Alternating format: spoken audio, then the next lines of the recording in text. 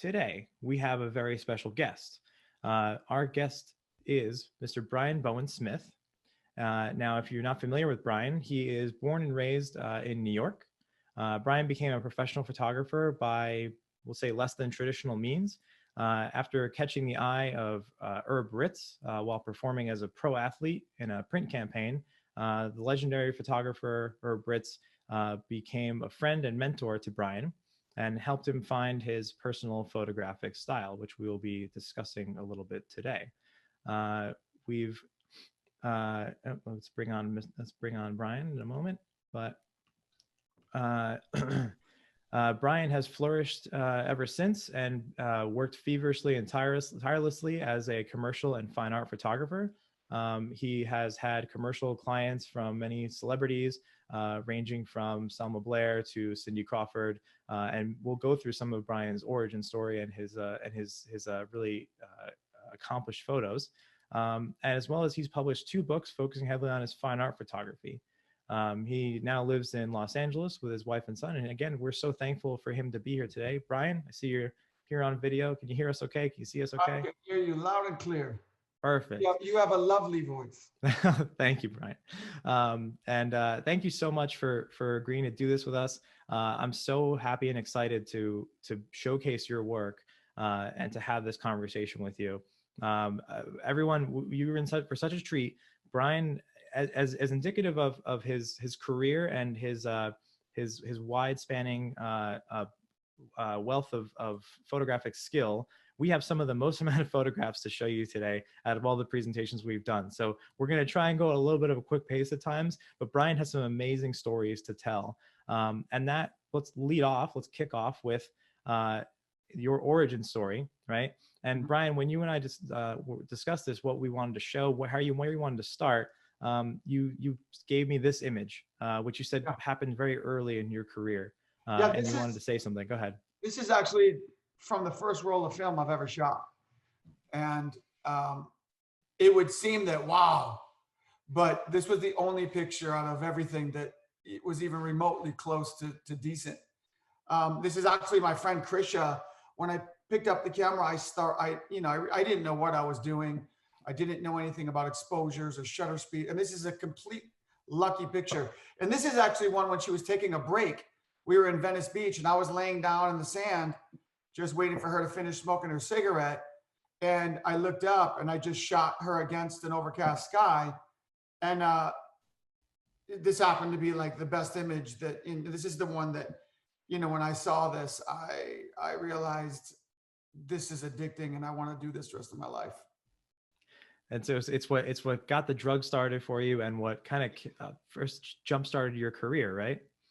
Yeah, I mean, when you have these images, anyone that shoots knows you get something back and you realize, you think, oh man, I'm good. This is going to be easy. You know what I mean? Because to this day, this is still one of my favorite pictures. And I always recollect and go back to it because I have to remind myself that sometimes pictures are there just to be shot and you don't need to mess with them. They can be simple. They don't have to be so planned out and organized. They can just be a picture. And that's okay. Mm-hmm. And this led to more jobs, more opportunities, more shoots. We have another one here that's quite provocative, we'll say. Yeah, and this was all her. So I basically started out and I was infatuated with, photography books. I didn't have anything to shoot. And I wasn't trying to be a commercial photographer at this point. I just wanted to create really good pictures. And obviously being a fan of Herb Ritz, we've had long talks about, what to do and how just to go out and shoot and get people to shoot. So my wife was a model and she kind of would help me facilitate and get other subjects to shoot and things like that. And so we would drive around in the car and this is on La Brea. This is that cement factory on La Brea. There's hundreds of people around. All the dudes are like, what are you doing? You can't, hold on, just go ahead and finish up. But we would raw dog it kind of like we did when we were skaters. You jump out and you skate until you get kicked out. And, right. The part of the rush of doing something like this was, very indicative of what we used to do. Very guerrilla style. It felt natural and it made you think quick on your feet. And I had to learn photography back and forth to know that when you've got 10 seconds, sometimes you really can't mess up. Right. So, you know, and even this one, there was a guy that was pulling in and he saw it and he literally crashed into the tank, the gas station tank, trying to get his phone out and take a picture. And he's just like, whoa. So it's, you know, it's kind of funny to shock people. So you establish yourself, right? And then you said that this image came together, and this was the game changer for you early on. Yeah, this is this is a band called Incubus, and they gave me my first job. They're the ones who paved the way to you can make a living at this. And I'm forever grateful for those guys. I was doing a documentary with a band called 311, and Incubus was opening up for them. It was called the Big Melee Tour in Hawaii, island hopping and doing all these different things. And I became friends with Brandon and Mikey first. And then I started just going to where they were, recording in Malibu and just being fly on the wall and just kind of shoot whatever. And when they were about to come out with the album, I gave them a bunch of pictures just to have. I'm like, oh, dude, these are awesome pictures. You guys can have them to do whatever you want. And then, I got a call and Brandon had said, well, the label loves them and they're going to use them for the artwork and the cover. So you're going to get paid. You just have to call and discuss payment. And I'm like, what? I can't. What, $500? I don't know what, So my wife became my agent at that point. It's that early on time where like, no matter how big or small the amount of money is to start out, it's just like, that's it. I'm set now. I've got it. Like I see the path. I see the curve. You're not set. What it was after starving for 5 or 6 years and not knowing if you're going to be able to do this as a living, it gave you a glimpse of hope. Right. And it fueled that beast that you've been chasing. Of course. My career did not happen overnight. Right. And I started out, less traditional means. I mean, this is Lily Aldridge, and now she's a huge supermodel, but she was basically dating Mikey, and backstage while they were rehearsing, we would go around and just shoot pictures, and then obviously her story is a lot better than mine. But you worked really hard. You just kind of went job after job after job, with different model shoots and different works. And you had these moments then spread around where the Incubus shot and these shoots as well, right? That kind of, again, started opening more doors, connecting with more people. It all happened, Carolyn Murphy, the previous pictures, she was dating Brandon. And so, obviously she was already an established Estee Lauder, huge supermodel. And I'm just like, wow, if I get to shoot her, I'll really put a dent in this thing, and it would be amazing. And so it worked out. And she was actually my first cover. Mm-hmm. She was very generous enough to say yes. And, having friends and being in the right place at the right time. And when you're prepared, that's literally, what it's about. And then I also met Selma Blair on that same tour. Jason Schwartzman and her were dating, and Selma and I, again, we were running around backstage like two little nerds, just doing the goofiest stuff. And then she had said, hey, I need some pictures for some promo stuff. Do you want to do it when we get back to LA? And I'm like, yes. So Troy Nankin, her publicist at the time, set it up, and Herb was generous enough to let me use his studio. So this was the first kind of studio shoot I did for a celeb, and I had no idea what this was going to become or what it was. All I know is that she needed some pictures, I was going to do them, and the rest I was up to Troy, and I didn't know. All of a sudden I'm seeing them everywhere, and they're using them. And then, he's like, hey, I got some more people. Could you do the same thing? And here's a budget. And then, and you could sell the pictures to magazines and all that. So that kind of, Selma kind of sparked off my whole celebrity portraiture world. And, right. And then, I just kept firing away at it. And one thing led to another thing, led to another thing, led to another thing. And then word of mouth starts to spread. And, Cindy had actually, before I knew her from seeing her at Herb Britz's parties. And, I went to her birthday party, but she didn't know who I was, but she she said, whoever shot that cover of Carolyn, I want to shoot my cover. And so that happened to be me.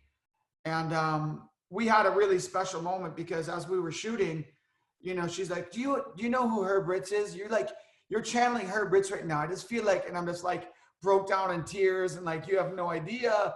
Like, he was my mentor and I worked with him for years.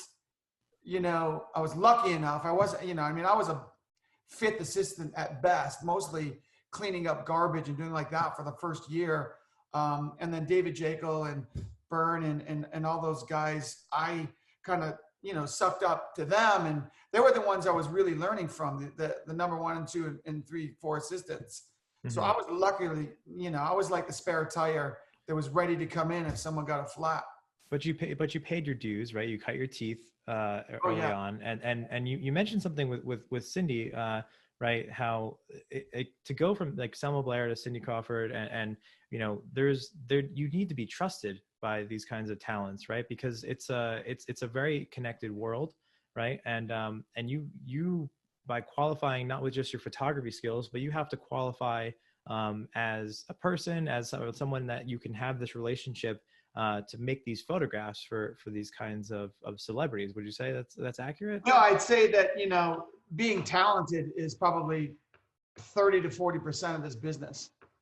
I mean, now that I've got into it and I've educated, I've been doing it for 20 years, you know, I've learned that you do not have to be, you know, the most incredible, talented photographer in the world to make it. You do have to have a business sense. You do have to have a personality. You've got to be able to bond with these people. They're spending 6 hours of their life with you. And when you make it fun and it goes well and you back it up with great pictures, they remember that. Do you know what I mean? It's like a second date. You go on that first date and you're just boring and talk about yourself and, oh, and I'm, you know, I could do, you know, it's like no one likes that. It's like they want a piece of you and go, wow, I like being around this guy. And I think that, you know, I'm such a people whore. I love people so much that it's genuine. So it's not an act where you can say, oh, well, I'm going to kiss this person's ass so they'll like me. You know, it comes across genuine. And I really love what I do so much. And I think that people see that. And I think that they want to help you succeed when you're like that. And repeat business is the only way to make it in this world of photography, at least this side of it, dealing with celebrities especially. You know, I'm quick, easy, you know, I listen and I do my job. Mm-hmm. Absolutely. You know? And you know that, you know, these just like your time is valuable, their time is valuable. And in some ways, for some of these celebrities, it's, you know, we can almost quantify their time is more valuable in some ways. So when you have a 6-hour shoot, you got to make it count. And they're putting a lot of trust in you. Or a 6-minute shoot. We shot Arnold Schwarzenegger in 6 minutes and we did 3 setups and there were 4 covers. Yeah. And I think we'll be coming across that image. And this one you told me had a very crazy story attached to it. This fine young gentleman, Mr. Warren Beatty, you know, he obviously a lot of these people are, you know, have been shot by her. So to be in their presence and, you know, but I just did a shoot with his wife, Annette Bening, and Ryan Murphy for Running with Scissors. And she went home and was telling Warren, like, oh man, this guy I met, he's really cool. He was so fast, you would love him. And he had a shoot coming up that he had to do, and he's not fond of going and doing a lot of shoots. So I'm on the couch with my wife and I get this phone call and he's like, hey, Brian, this is Warren.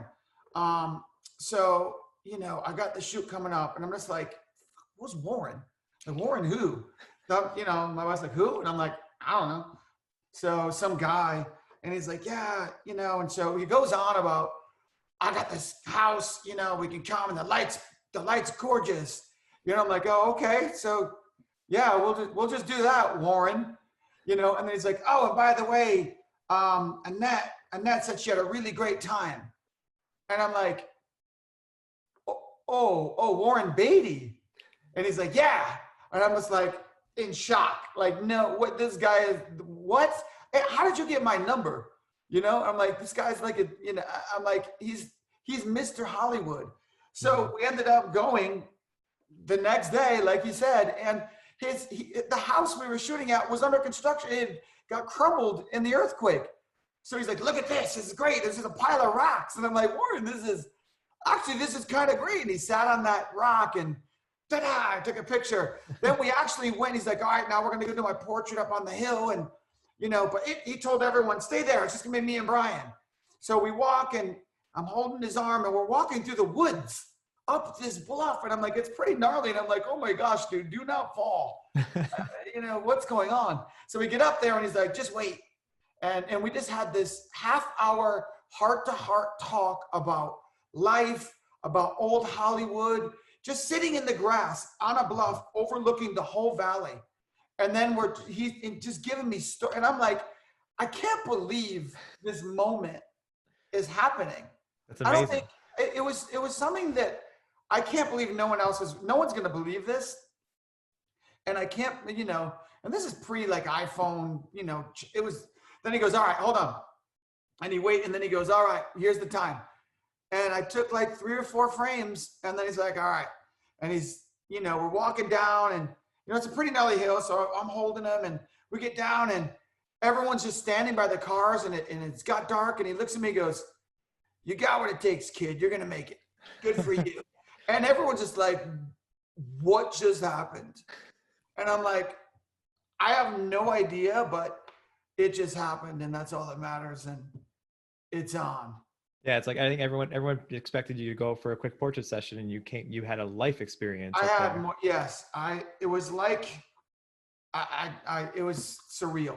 Yeah, I mean, the pictures are amazing, and everyone, should definitely check out Brian's website where you can see a lot of his photography, and these photos are amazing. You have a knack, of course, for capturing people, and you say you do it very quickly. But you capture their essence, and I think it lends itself well to how you communicate with people, right? And would you say that the relationship and the communication with your subject, whether they're a celebrity or not, is that one of the biggest, most important factors in photography, in this kind of photography? Well, I mean, for lack of a better word, you can't bull crap someone. They know, you got to lay it down like it is. Let them know exactly what you want to do. They say no, you've got a backup ready to go or solution, or you let them come up with a solution, then you get it done. I found it very awkward to have to pause in between things. It's like when you're telling a joke, that punchline and that timing is so important, or the joke's ruined, no matter how funny it is. You know what I mean? That's why some people are great at telling jokes and some people suck at it. You know what I mean? So I feel like photography is the same kind of way. I want to get them, and I want to evoke some kind of reaction. So I've got to make that sporadic and almost catch a moment, not a planned out, drawn out picture. And how many times can you ask someone to smile? You know what I mean? Before they're like, I'm going to smile for you real big right now. You know what I mean? And then it's going to be followed by a word that you don't like.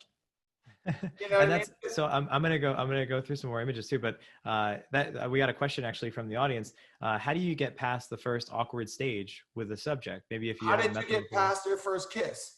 How did you get past your first day of school?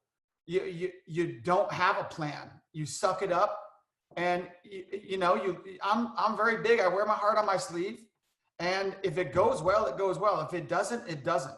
Mm-hmm. And there's nothing you can do about it. So my advice is, if you believe in yourself and you're doing what you believe is right. The biggest mistake I made was trying to impress people with photography and trying to, look at other people's work and maybe, if I could shoot like them, then I'll get hired. And you got to let go of that. And the earlier you can do that, people see that you're you. And you just got to dive into the water. If it's cold, it's cold. Right. I love that, by the way. I love that.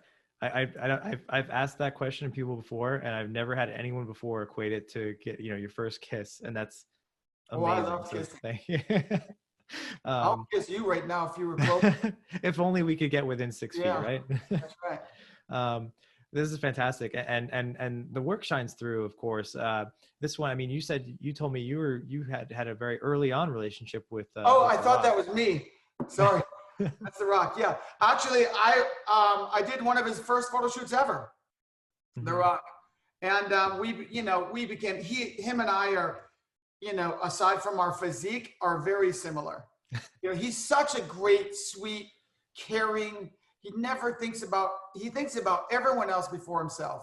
And I always admired that. And he made me feel so comfortable. And he gave me so many opportunities. I owe a lot. I mean, I've done probably 6 movie posters with him, countless, you know, magazine stuff with him. And I wish that I could do everything for him, but obviously he gives everyone a chance, and you get your time with him, then he moves on to other great people. And I love how he knows what he's doing. And I've learned so much for this guy, but he's been, you know, really, really special to me in my journey. And you know, we still keep in touch, and you know, we still work together every once in a while, but I'll never forget, you know, the great part about what I do as well is those moments where you are going to sit and tell your grandkids, you know what I mean? And they'll know who he is. And I've got stories, period. And that's just a special thing. And I don't take it for granted. I know how special it is. I know how lucky I am. You know what I mean? But I've done something right to get there. What it is, I don't know. Is there a recipe for it? I don't think so. You know what I mean? But you know, well, there's only one you, right? And you have a very unique style and well, a very unique. I say that I've got a couple me in me, but yeah, there's only one me. Now we got some questions from people asking about lighting, and this brings me to, I'm glad we're landing at this one. This one has a particular look to it, which I have the inside info. I know why that is, but you've had some images that are like natural light versus studio light. And this Hugh Laurie photo. What can you tell us a little bit about the lighting of this? I'll start out by like, is this natural light or is this studio light? My first guess. The fact that you're pondering it already, this is actually natural light. This is actually with, there's a photographer named Peter Miller, and he used to use that CCD, the first monochrome. So I got the second generation. So this is one of those shots from that monochrome, which, you know, when I was thinking about this portrait, I wanted that Leica look with him. Those eyes in his face are perfect for it. You know what I mean? And I wanted that shallow depth of field so the picture draws you into his eyes. And I knew that it's like, we only took 4 frames of this picture. You know, he looked at me and I'm just like, I'm looking through the lens, just going, this is it. Like, this is, like, it's like that confidence where you know, oh, okay, if anything else comes out of this shoot, I've got one of the best pictures I'm ever going to have of Hugh Laurie. And you know what? And I knew it's because of that Leica glass and that contrast. And I'm not just saying that because, you know, we're doing it on Leica's website. I've been a fan of Leica for a long time, and there's a reason for it. And here's a prime example, no pun intended, of what that camera and then that look can do. Now, other cameras I use for other certain looks and things, but I don't get wrapped up in lighting so much as like, I could have lit this with 3 lights. I could have done this, but you know, when you have the opportunity to use natural light, there's nothing better. Right. And you see behind me is that big square box. A lot of people think that that's either a 12 by with lights in it, or is it a soft box, but it's just a window. Gotcha. And do you recall what lens you used on this one? That was a 90 millimeter. Okay. Summicron. Because you need to get the longer lenses, really crush that face. You know, I like Herb always had an 85 on his cameras. He never really changed the lens. You know, and he explained why. It's like because he loves the way it made the face look. Yeah, the compression is it does everyone a favor, and it's a great look. And here, you know, Hugh Laurie, I think he really has an iconic face. You know, in his own, like that, he's got that stare that is just so. I mean, I didn't know. I'm like, what?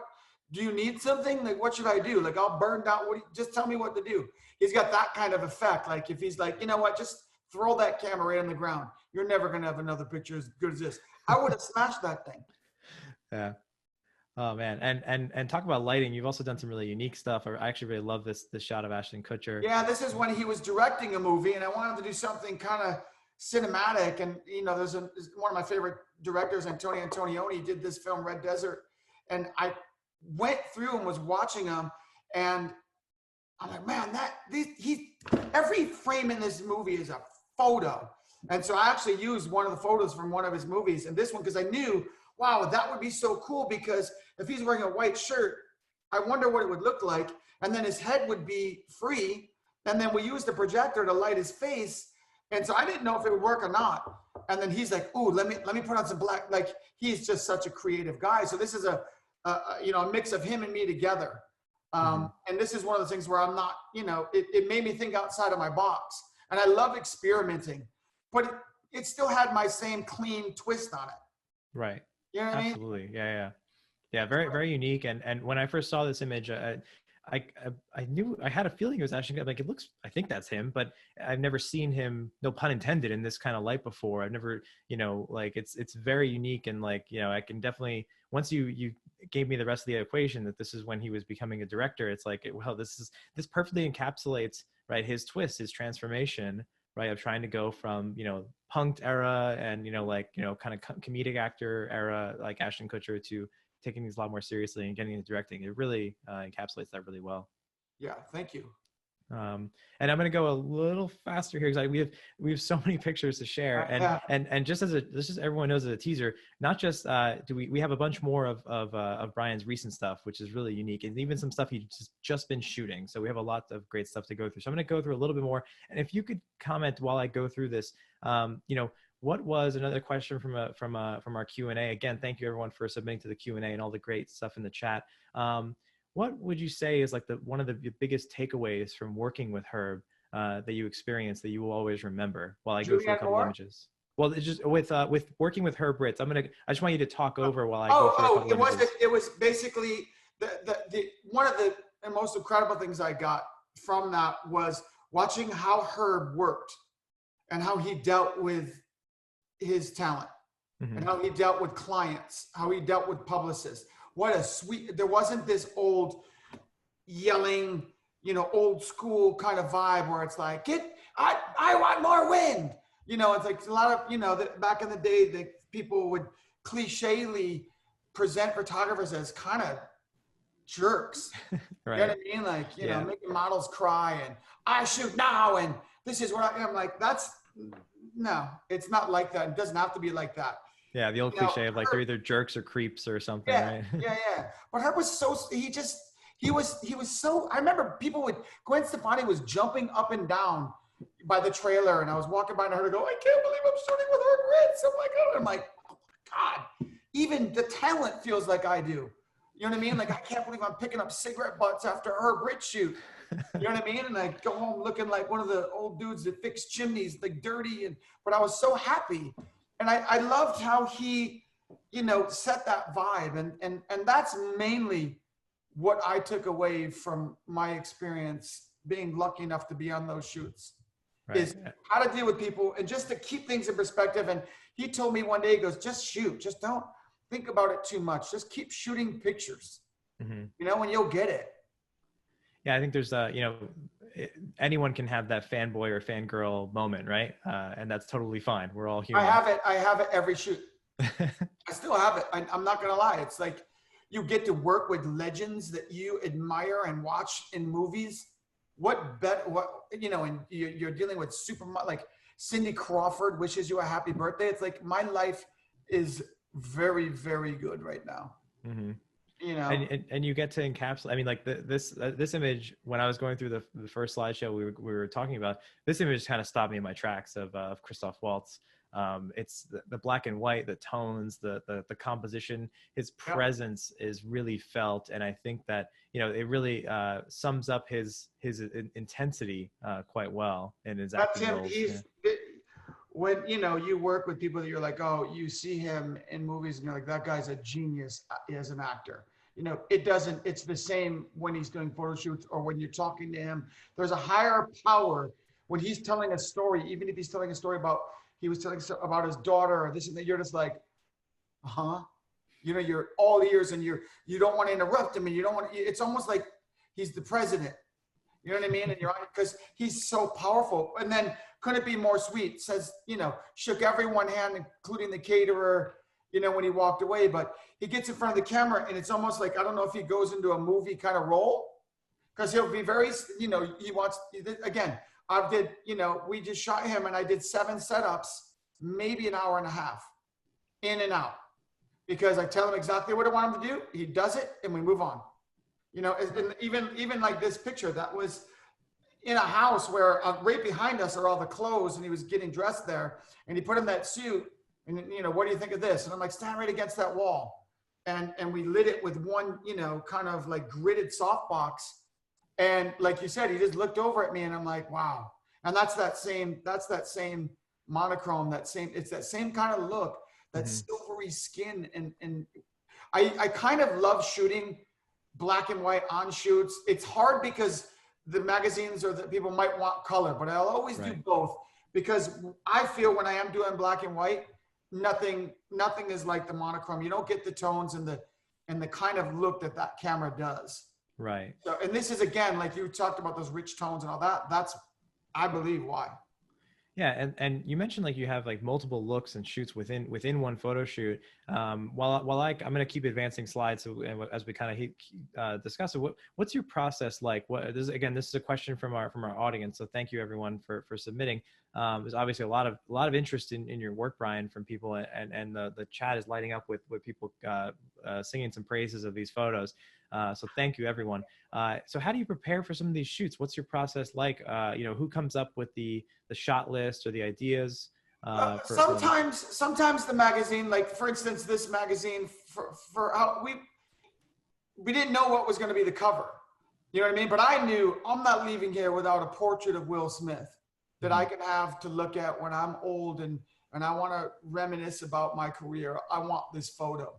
And, we started having fun, and he's like, a lot of these celebrities, I'm so nervous when I haven't met them. And then 10 seconds in, I'm like, oh, he's just Will Smith, and he's just the same. And, and you gotta, as a photographer, you can't be starstruck, even though you are, or if you feel a certain way, or you super respect someone. Like I go into work mode. I'm like, here's what I got to get out of it.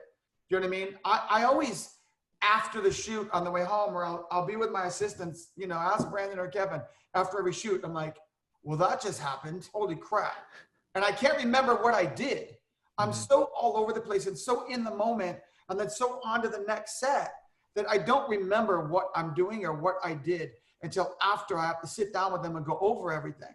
I'm like, oh gosh, what about the fireplace one? Sick. Okay, great. But a lot of it happens organically, but a lot of times the magazine will have a style that they want to do. Like, here's the house, and then we together choose the house. Then I come up with what I think is good, and we kind of settle on what works. Then the celeb might not want to do it, so then we figure something else, which most of the time it's not that, they're like, fine, that sounds cool. Right.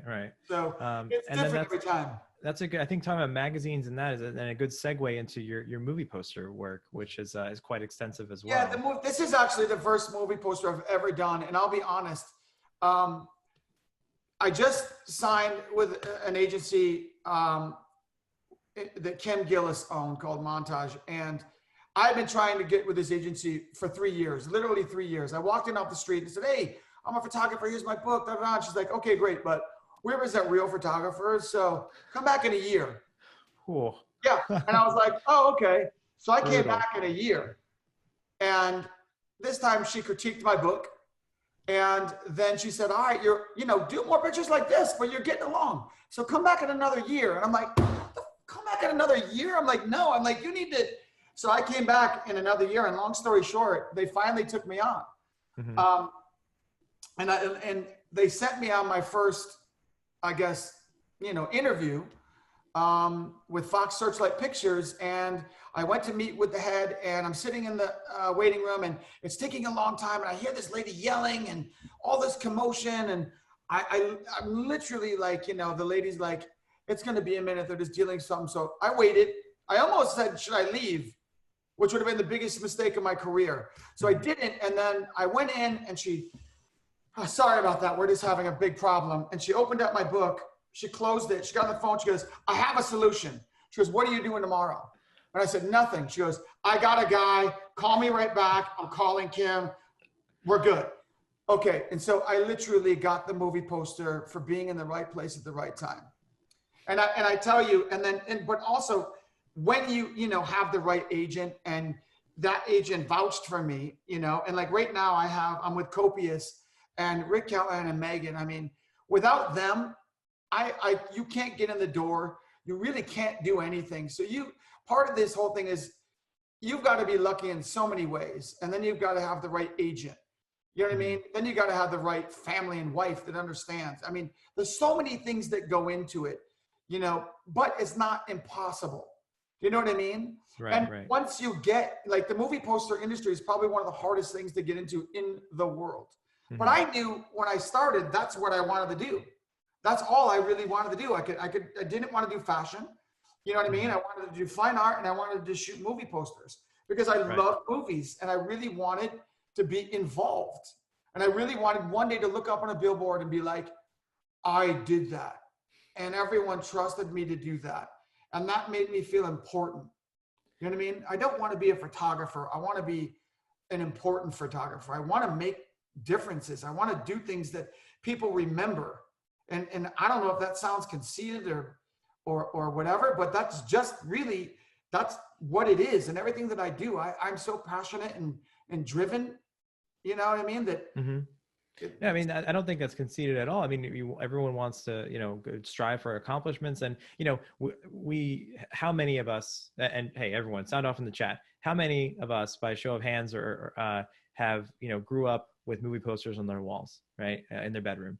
And it's so many of, everyone's raising their hands. So there's so many, and you guys are gonna crash my computer. There's so many people that connect with movies and the art, that not just the actual art of the movie itself, but the art behind the movie, around the movie. And that can be, you know, definitely in the movie posters, right? And it's promotional material in some cases, but they stick with us, a lot of us, you know, for years to come. I joke that, like, my vinyl records are like my poor man's art collection, because the photography that's on each, you know, 12-inch by 12-inch.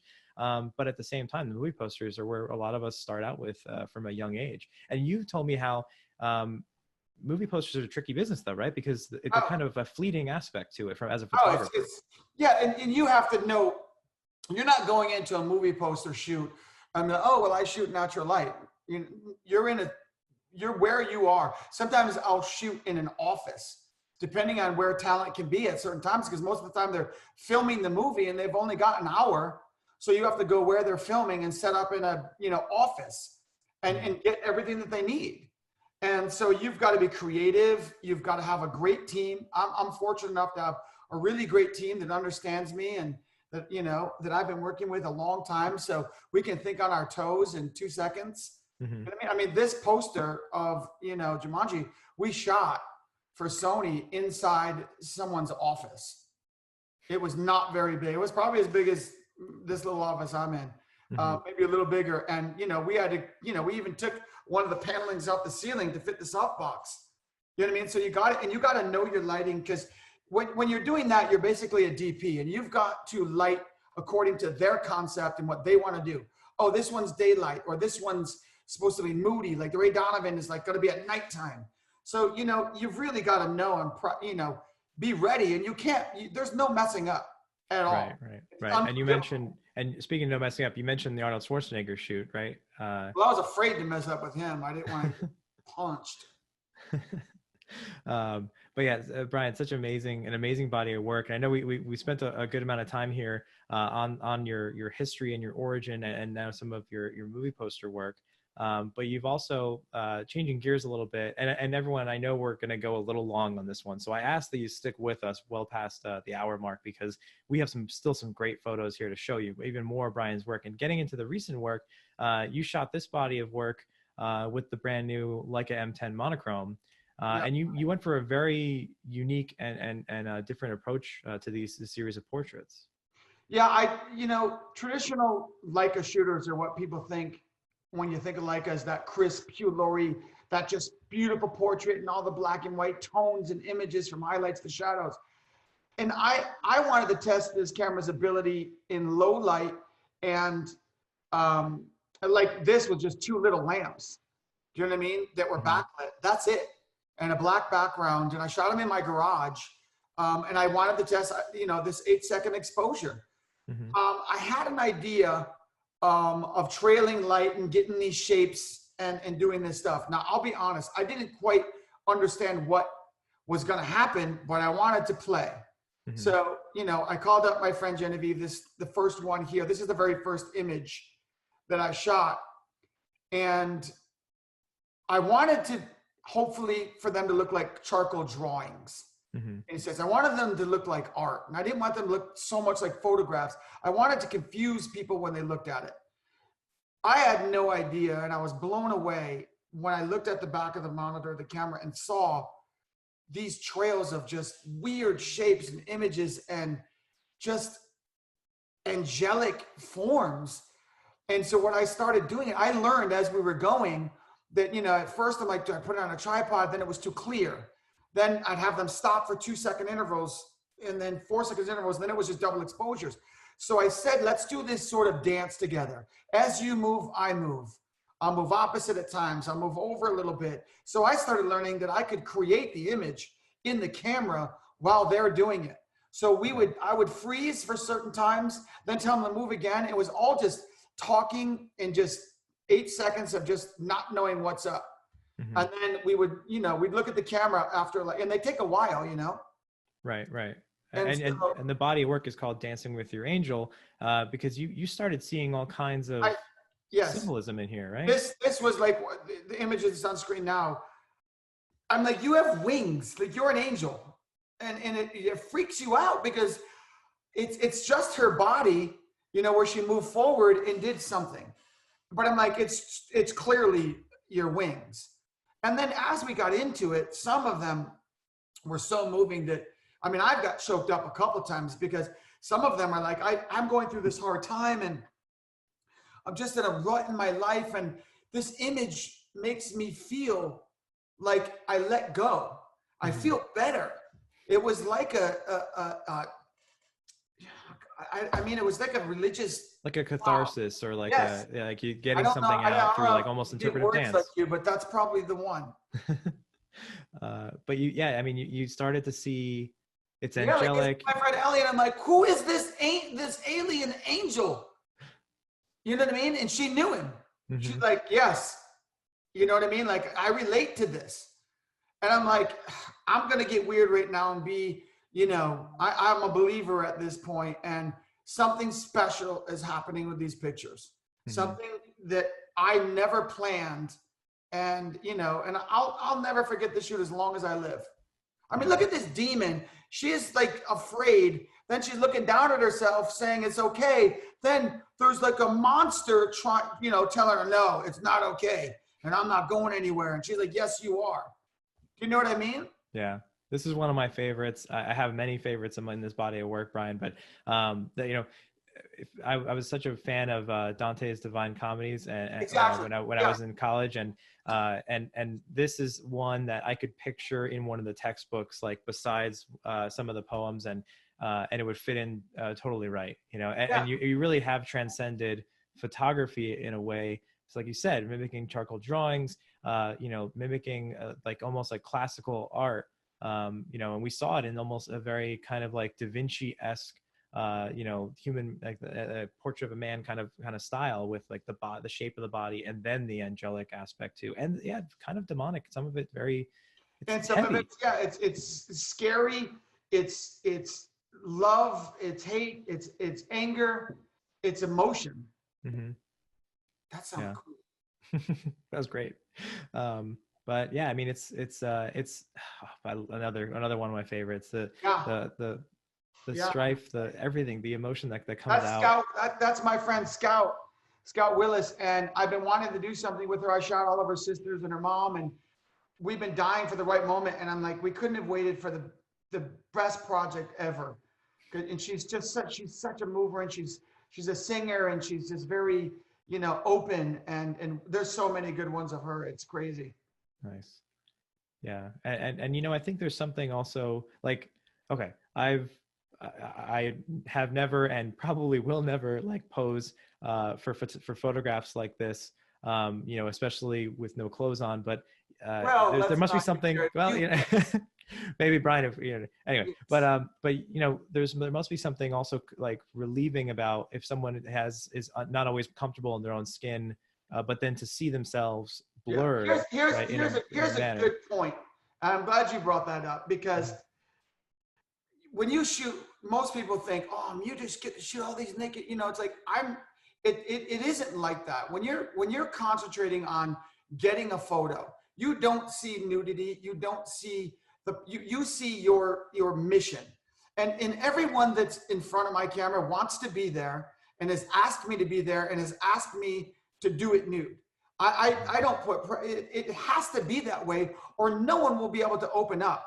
Now, let me ask you a question. When you look at these, the nudity part came so much later than what you see in the image. Do you know what I mean? To me, Yeah, absolutely. I see many things, and then I'm like, oh wait, are they naked? You know, it's not. So it's really not about that. Now, I'm not afraid of the human body. I love it. Herb Ritts shot me naked. Do you know what I mean? And I'm like, are you sure you want to be let down? Like, just, I don't know, you know, and he's like, no, it's, you know what I mean? And just, you know, I just said, listen, I trust you. And you know what I mean? And you're an artist.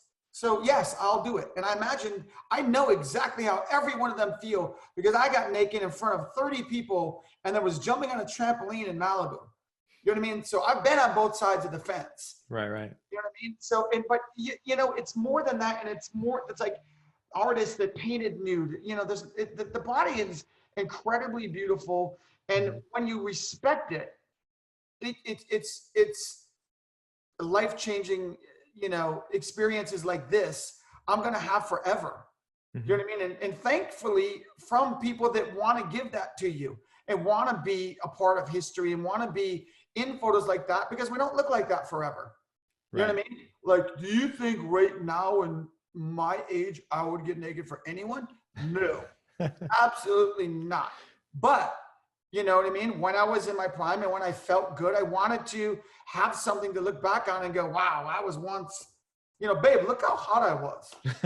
You know what I mean? Like, well, so, and then photographs like these could be like, look at how, like, this is not just, this isn't a picture. Like I'm going to imagine as a model for one of these photos, it could be, this isn't just my skin. It's a glimpse into my soul. Yes. It goes beyond, right? Like what we see here, right? So I really think it's amazing. Now, thank you again for sharing it with us, this work, because I think the Dancing with Angels. Crazy? This is probably the most excited I've been in years. I know we've got more. You guys at Leica are a pretty big deal, you know. So I know we've got more questions as well, but I want to also now talk about, this is the stuff you've just been shooting. Like, this is like, forgive the cliche, but hot off the presses, your drive-bys series, which you're doing currently. And tell me a little bit about how this started and how recent this all is. Well, you know, I was thinking about what am I going to do to stay busy? I can't not shoot. You know what I mean? And I've shot, and my dogs are even tired of me shooting them. They're like, no, I'm not looking at you. And put whatever the thing is, you can't eat it, so get it out of my face. So I was sitting around with my buddy Jason, and we were doing a happy hour FaceTime thing. And I was talking about the truck, and I just remember how when you drive that truck, it's a 1958 Ford, the windows wrap around, and it's so open. Right, like a fishbowl. You know, and I'm like, what if this is my little bubble? And I want to do shoots where I can still relate to people and go, oh, put on that dress. I can FaceTime them. We can talk about hair and makeup. And we can treat it like a real shoot. Then go in your driveway and I'll talk to you through the window and we'll do the shoot. I'll just drive by and shoot it, you know, or wherever. I'll meet me at this spot. Meet me at so it's almost like doing a real shoot with production and everything, minus, you know, the hair, the makeup, and the assistants and everything else. It's just me and my Leica and my truck. Right. And, you know, so when I started doing it, that was, the first one was Taya. That was their daughter, who we had said, I always want to shoot with you. And she wants to also come apprentice. And I'm like, well, why don't you be the first one? Yeah. So, and I'm like, you know, we found this, she had this dress, and then it was raining. And I'm like, so what? Get an umbrella. And I just come outside at 3:30. And that's what we did. And when I saw this picture, I mean, I'm like, this is cool. This is different. And this is going to keep me busy for a long time because I'm going to start getting on. So then the next picture, my friend Lynn and Eddie's kids someone gave them like $20 to shave their heads. And then and so they're like, cool. And then for some reason they shaved their eyebrows. And I'm like, oh, I have got to shoot this. And this is their personality. These two of the most rockin'est kids you'll ever meet. And I actually had to pay him $20 a piece to come do the picture. They're like, dude, what? No, man, I'm good. And I'm like, no, you're doing it for me, not for you. Just come. And we went outside, leaned up against this old truck and did it. And then I knew it was over when he was like, all right, you're good. And I'm like, oh my gosh, perfect. So they kind of happen organically, and sometimes I'll pose them, and and sometimes there's, literally I'm driving by and we'll shoot a landscape through the windshield, or I went out to the desert, and you know what I mean? So it's just a really, I think this even, thank you, COVID, to be honest, because I don't know if I ever would have done this had I not had time to sit and really think about what's next and what can I do. Yeah, I mean, it's put us in this tense and climactic situation, and it's through your creativity, right, that you felt up to the challenge. You came up with something really new. I think that this image in particular, it's so timeless. If you told me this was shot in like the golden age of black and white photography of like the 60s, I'd be like, yeah, okay, I totally see it. Which is where I wish I was coming up, because I just love that era and that old Tri-X film and everything black and white. Mm-hmm. And these are all natural light. Just a quick technical question. Everything. Yeah. Except one. Well, we'll get to that. Yeah. We'll get to that one. But spoiler alert coming up. Yeah, this is Lynn. This is actually the boy's mother. Mm-hmm. And she walks her horse every day. And I said, when you're gonna go for a walk, call me, and I'll meet you on Chesbrough down the street. And so I pulled up, and this snap, and that was it. Excellent. And you even tried your hand at family photography via drive-bys. I went to pick up my gas tank. Mr. England here is an amazing artist who painted my Harley.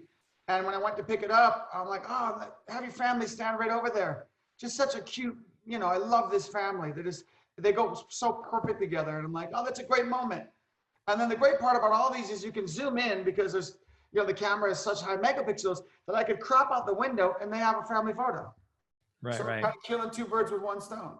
Yeah, for those wondering, these are all shot with the M10 monochrome, just as the last body of work was. And I see a lot of questions coming in. I know there's a lot of technical questions. I know there's only so much time for so many questions, but just as a quick teaser, we're also going to do an Instagram live tomorrow. That's gonna be all questions. So keep them coming. We're going to save them, and we're going to have lots of questions for tomorrow's Instagram live as well. We'll got details on that in a bit. But for now, I mean, these images are fantastic. Yeah, those are actually butterflies. I know it's sad, but or butterflies.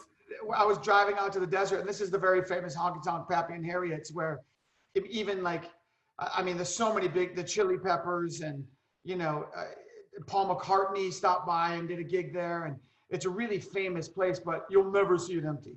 So it was like a rare opportunity to see no one there.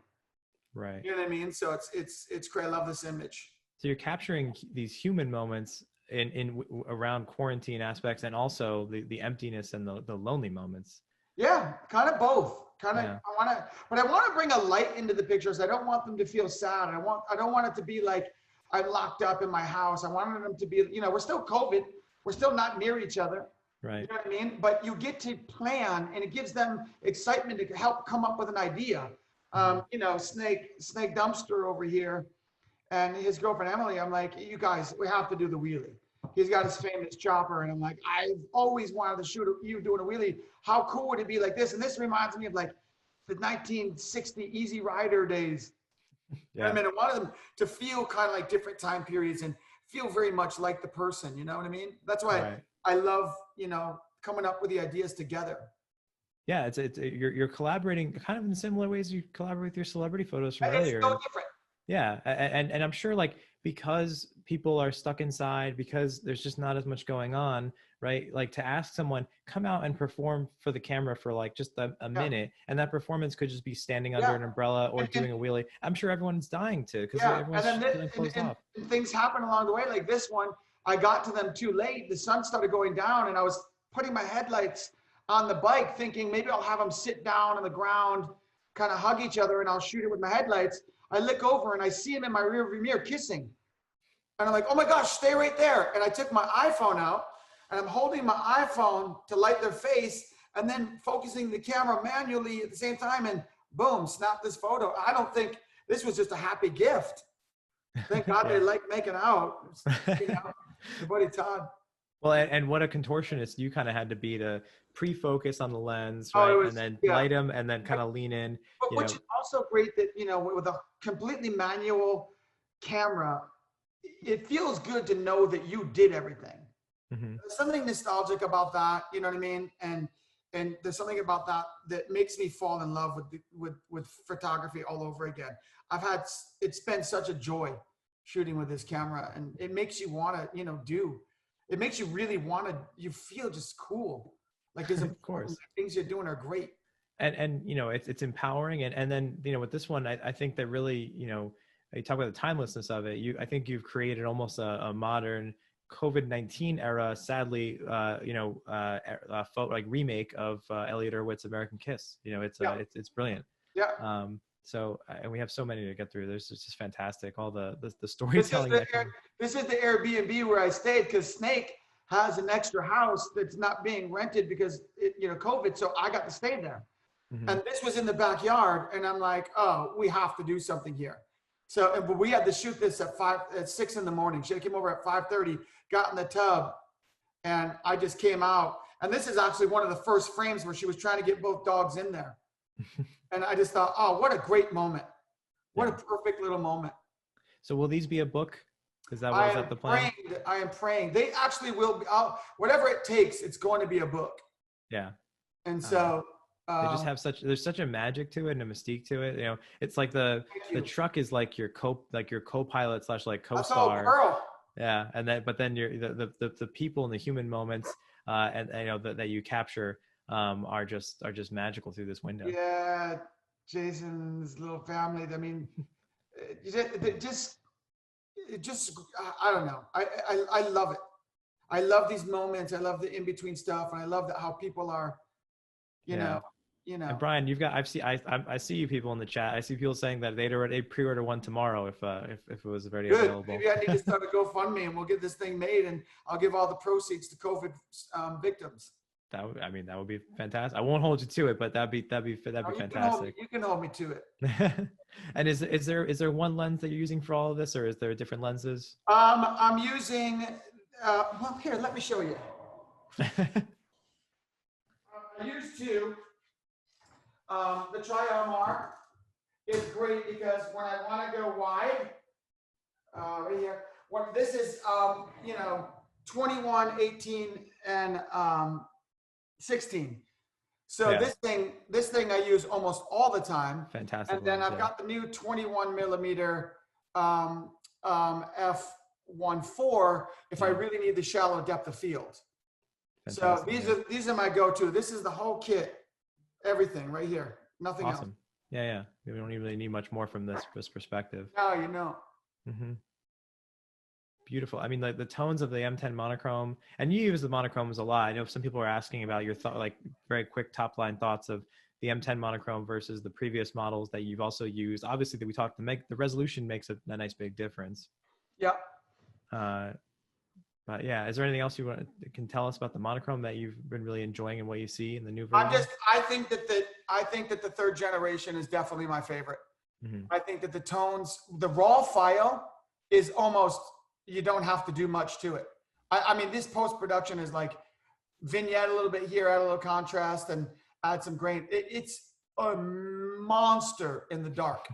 Yeah. I mean, a monster, but you can take these shadows, for instance, in this picture, I just go up on the shadow slider. These will be as bright as the daylight. The dynamic range is impeccable. Yeah. So I'm not worried about missing a shot or being underexposed or being overexposed. As long as you're not clipping, everything is savable. So even, you know, those quick shots, I'm not worried about missing the shot if it's a little dark. I know I'm safe. So it allows me to not have to think so much, and I can shoot more on the fly, which sometimes driving by, I don't know if it's focused they're on or what it was, the exposure last was. I just take it so I don't miss the picture and then deal with it later. And it's been working out really great. Fantastic. And, I see in some of these almost like a blending of your styles. We've seen how some of it almost has a lot of your portrait styles mixed into these drive-bys, and it was a little bit of like Dancing with Your Angel, a little bit of a, kind of an angelic and lighthearted Thank you. to it. Yeah, I'm I glad love it, man. I'm glad you recognize that. And this is actually Kim. This is the mother of Taya, the first picture with the umbrella. Oh, fantastic. She'd been online, and a lot of these women have been trying on their old wedding dresses just for fun online. And I'm like, well, you need to try it on and let me do a picture. And she's like, really? No. And I'm like, please let me do that. Yeah, that's wonderful. And it's almost like some like street photography tones and vibes mixed in too. Yeah, I try to, I want to mix it up and make it interesting and bring out each person's personality like real shoots, not just the same picture. To me, it's not exciting. And like, I want all of these to feel and look different and have like a nostalgia to them. Mm-hmm. Absolutely. And then we start getting into some different looks here with this one, and I believe it's the next one. What can you tell us about our Chuck Liddell? He's obviously, if you know MMA, he's the GOAT. Mm-hmm. I just said, hey man, you want to be in one? He's like, yeah. And I wanted it to be more portrait-esque because he's such an entity. And I didn't, so we met at the gas station, and I knew there was a big white wall. You can see the textured wall on the edges of this picture. Right. But just behind him, it kind of blew out because my truck is bouncing back white and really lighting it up. So it's almost like we were in a studio. Right. It's like clamshell lighting. In a way. That's basically exactly what it is. Mm-hmm. And I just had to go up there and figure out exactly what time of day to do it to make it like this. So the light is actually hitting over us and bouncing back. Mm-hmm. And so I knew that it would come out. Yeah, it's we talked about natural light before, and a perfect example of, again, how natural light can mimic studio light and kind of throw you for a loop. Exactly. Now, this one brings us though into a totally different look, and talk about blending of your styles, and from a Dancing with Your Angel to drive-bys, kind of counterpoint, really combining a lot of elements of your photography into this photo. Yeah. What can you tell us about how this was made? Well, this is a special image, and it's a girl named Allison. I won't give away too much, but mm-hmm. I think I'll read. Let me really quick here find her DM. Because she DM'd me. I didn't know this person at all. Mm-hmm. And I keep getting a lot of DMs. People are like, oh, it's really cool. I like it. But here's one that really touched my heart. Hi, Brian. Your work is so incredible. And I'm pregnant right now, at about 2 weeks from delivering. Not only am I pregnant during this pandemic, but I also have a spinal cord injury. I used to be a paraplegic. I know this is my last pregnancy. And I was going, ooh, hold on. It's heavy. Well, see, I'm a wuss. Where was I? Okay. But I want this to be a big part of my baby girl's story. Oh, sorry. Hold on. No worries. Take your time. I feel that you are the only one that can capture this image. While you're surrounded by fear and sickness and death, I know it's a shot in the dark, but I've not been able to stop thinking about reaching out and thinking about your art. Sorry. Whoa. Sorry. That's okay. You got me. I'm starting to. So I thought we need to do something, and when I thought about your job right series, I thought it's provoking, and I look forward to hearing back from you either way. Stay safe, Allison. So, needless to say, that happened when I read it. To be a photographer and to know you touch people mm-hmm. with what you do why am I crying? This is it's such a gift. It's heavy. It's heavy. And when I tell you I feel photography and I feel what people do, I care about it so much that's what drives me and why I do things like this. So, long story short, I wanted to do something really special with her, and I had to really be COVID. So this time I went and I like the Chuck, I wanted it to be an image that she could crop in and have to show her baby someday and be really proud. And we wanted to do something super artistic. It was her idea to do something, and then I brought this cheesecloth thing. I'm like, maybe we can make a cool mask, and it actually fell. And I caught this image, and I looked at the camera and I said, babe, we're done. This is we're not going to get an image better than this. And, you know, I actually took a 12 by solid and put it in front of her garage, took 2 umbrellas and put it behind it so I could emulate that light like Chuck. Then I let the truck again bounce the light into her. And then I just added a lot of contrast and added the, you know, the gauze made it an art element so she didn't feel naked. And the way that it made a mask, it was, I started, you know, I really got choked up when I saw the image. I'm like, wow, here's a girl that was asking if, you know, it was bummed, like, you know, this is my last kid. And I wish I would have been able to do a pregnancy shoot. If it was normal circumstances, I would have asked to do a shoot. I would have paid you or whatever. But it all came together and magic happened. And I couldn't believe that I was able to give her such a gift. Do you know what I mean? And now she's got it forever. And we're going to probably be friends for a long time. And I can't wait to hug her when all this is over. And when it'll be over and I'll be able to hug her baby. Yeah. You know what I mean? So it's things like this that in this project that are really, that mean a lot to me. And I want everyone to feel that way about their image. And I want people to have these images and remember this time because it's such a crazy time to go through. And I want someone to be like, yeah, but look at this dope picture I got from it. And I want positivity to come out of this. I believe in humanity. And I think that this is going to be good for all of us in the long run. Maybe it's God's way of telling us to slow down and to take it easy, and all this can end. Everything can end. Live every life like it's your last, because one day it will be. I forgot who said that, but someone really smart. And you know, as a photo, you know, these are tricky times and very tough times, and obviously some people have had it the worst. And it's easy to dwell on that, and it very much, you know, while being, you know, stuck at home, it can lead to depression. It can lead to some really sad thoughts, and you know, there are people, of course, that have lost people they care about, and then you have situations where maybe not everyone knows someone that's pregnant or expecting, and you know, in these times it's a lot of uncertainty, you know, and then there's, you know, usually it's best when you have your support circle, your family, your friends, and if they can't get within 6 feet of you, you know, I think this picture in a lot of ways encapsulates those themes, right? How many pregnant, you know, women have, you know, the sensation of, you know, a family member say, oh, I remember when my sister was pregnant and she had me, you know, feel when the baby was kicking. And it's like, to not be able to do that in these times because you can't get that close, you can't even visit them. There's something about here, like the having to stand away, having to, you know, see the cloth covering. There's an element of uncertainty. Then you also forget her baby, when it kicks, could knock her over. She can't feel the ground.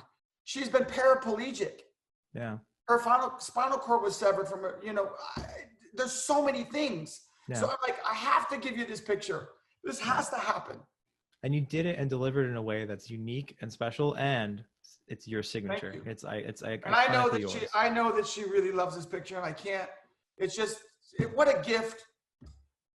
What a gift that I could give as a gift. I don't know if that makes sense, but it's just, I feel like that's why I'm here. That's, you know, I'm not gonna lie. I love the movie poster business. I love what a life it created for me and my family. I love the opportunity it gave me. But things like this, I love the most. Matter of fact, I think I'm going to get in this truck. My birthday's May 2nd, and I usually have a huge party, but I think I'm going to get in and drive around the country and do this for, you know, for other people as well. Yeah. And well, that brings me to, you still have some other photos that you just sent me these today, by the way, for everyone that to know. I went on a mission last night. A few more photos that just like came in fresh, you know, that are going to take us home here from this painter. Artist, Chad's guest, who he's actually got the same birthday as me. Then we met later on in life and we were like, we're brothers. And then we found out we have the same birthday. Then we found out that he's 6 years ahead of me in the same town. And my gymnastics coach was his coach. You know, and he's an incredible artist. I've always wanted to shoot him, and that's his grandparents in that photo. Oh, that's amazing. And you just keep shooting. I mean, who doesn't miss this? Jeez. You know, it's crazy that LA's empty right now. Look at the Palladium and the music business. I mean, this place is going to be empty for a long time. Mm-hmm. And it says on there, you can barely read it, but it says stay safe. Yeah. And it's just like, even driving around Hollywood and seeing the streets so empty, and, you know, Amoeba just got sold. I'm like, this isn't even going to be there much longer. This iconic, you know, this is a staple in Los Angeles. It's going to be gone. Yeah. I've never seen Pink's without a line. Thank God, I'd be a moose. I'd eat hot dogs every day. So I love, and I know we touched on some pretty heavy topics there, but again, I think drive-bys is about, it's about, you know, some celebrating some joy of human moments, yes, even amidst the pandemic.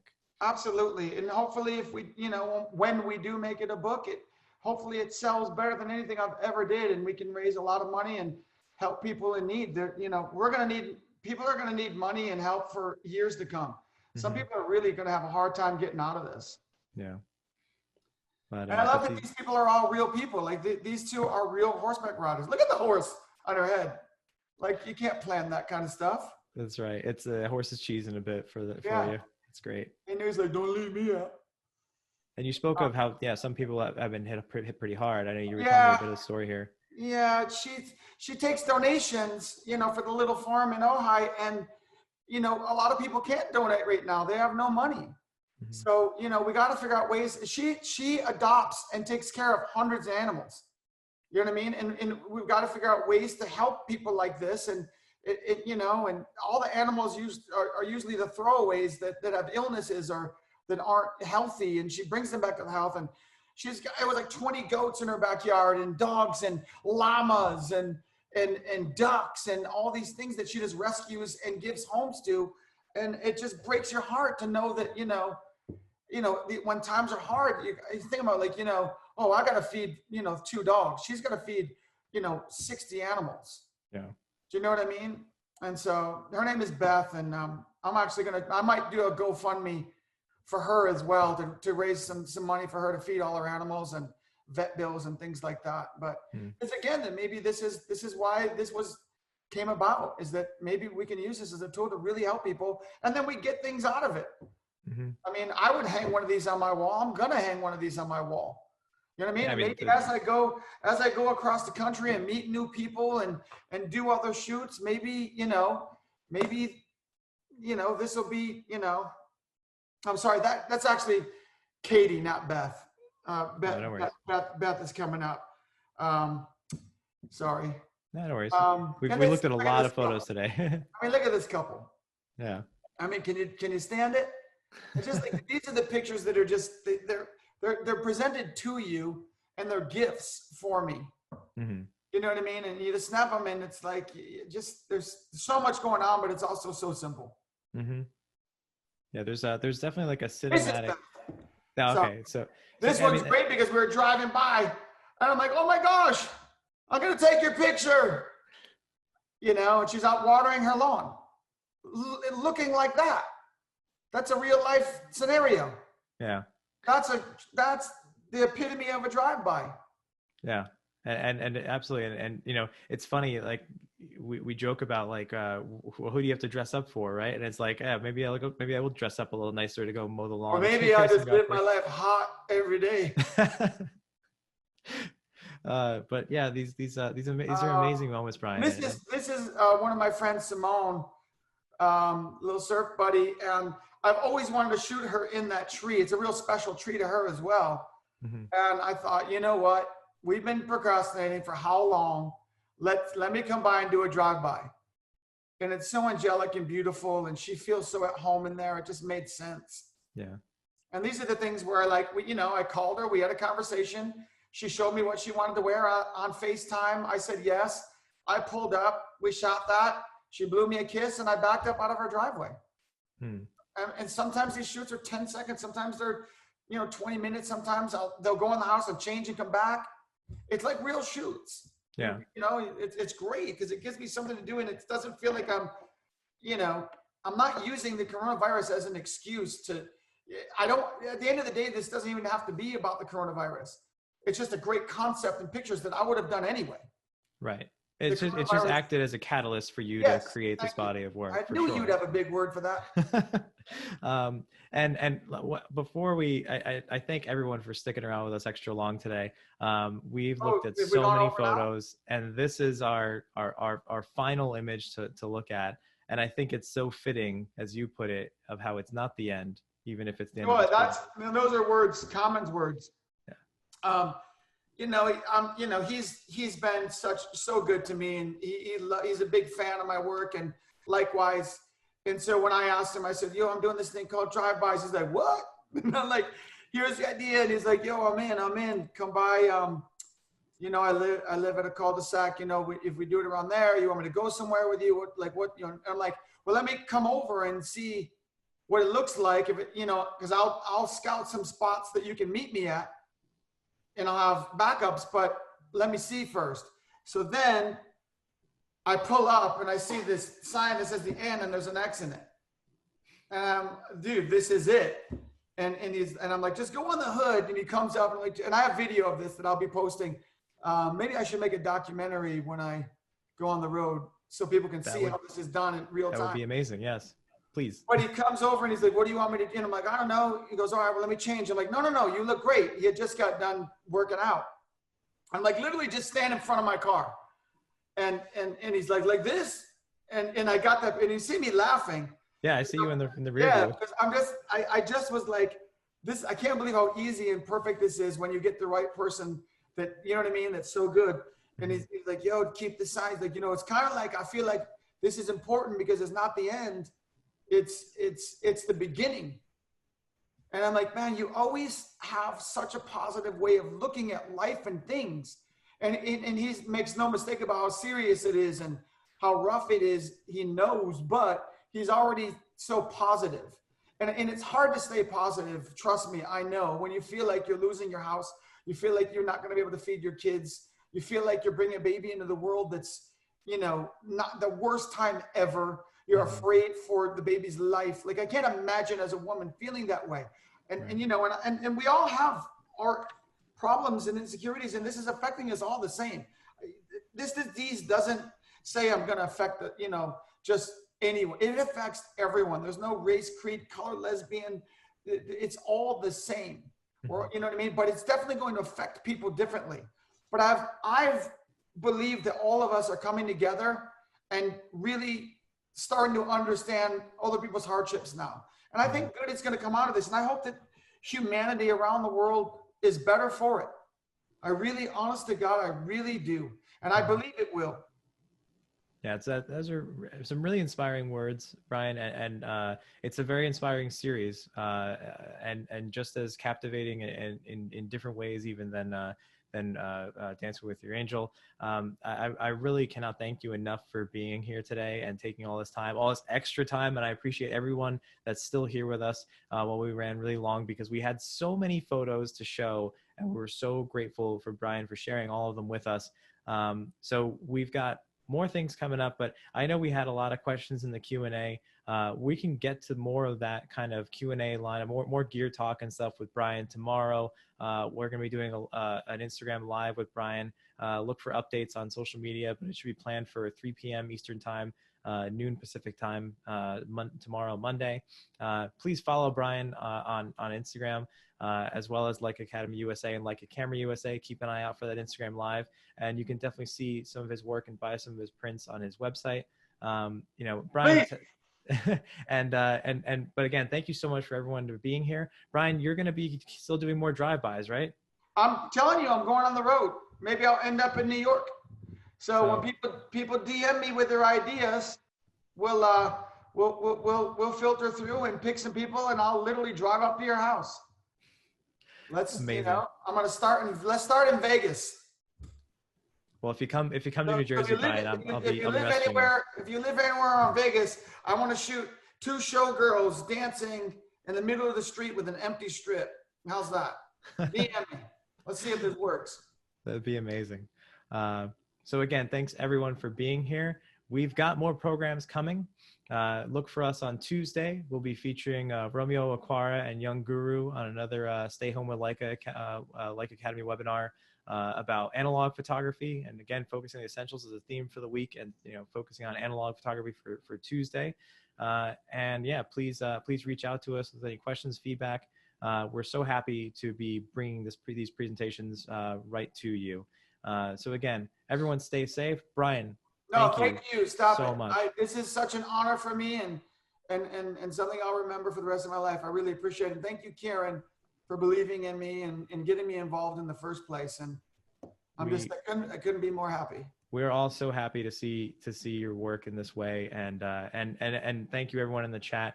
Brian, the amount of hearts and praises I saw coming across when we went through some of those heavier photos. Why can't I see it? I'm gonna make sure I send you the chat log. You can go through all of it. I need attention. But again, thank you everyone. Stay safe, right? And keep in touch. We'll be seeing more of you from Leica. And again, thank you, Brian. Take care, everyone.